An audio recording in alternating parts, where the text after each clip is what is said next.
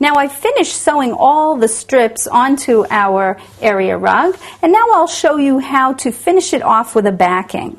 You'll need 2 more pieces to finish our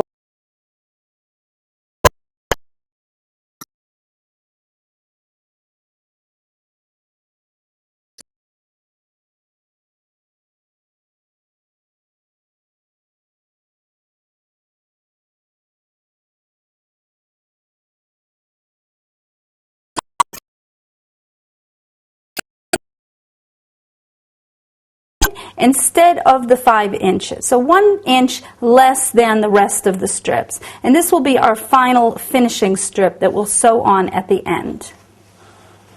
Now we'll start down here. We want to sew our finishing panel, our back panel, onto the carpet right sides together. So the right side is going to be sewn to the front of the carpet, and we want to pin this first flap, this first strip section out of the way.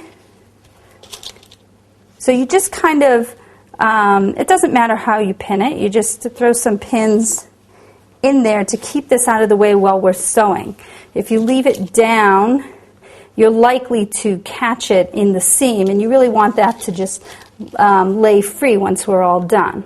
So just pin that in a few spots to keep it out of the way, and then put the finishing panel right sides together and pin all along the edge. I'm going to sew it right here about a 3/8 inch seam allowance all the way around on this side. Okay, and then you want to pin all the way down that side, and then we're going to pin all the way up this side. This is the edge of the rug. And when we sew this, we're going to sew as close to the strips as possible. So you're going to sew right here.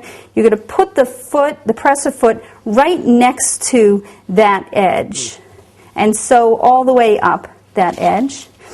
And we're going to leave the top open.